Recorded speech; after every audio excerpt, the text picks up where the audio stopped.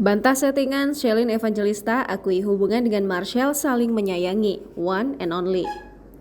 Artis Shelin Evangelista kembali menguak hubungan dengan komika Marcel Widianto. Sang artis menyebut dirinya dan Marcel bukanlah settingan, murni saling menyayangi. Tak hanya itu, Shelin Evangelista bahkan menyebut Marcel dengan sebutan one and only.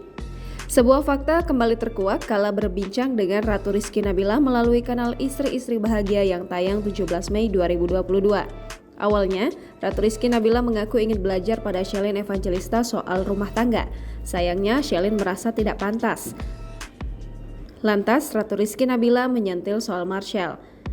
Tapi mungkin nggak sih Sel, kayak misalnya lama-lama kan sering nih ketemu dan dia kan orangnya lucu, nyenengin, lama-lama jatuh cinta tuh bisa? Udah sih. Udah Jijik ya.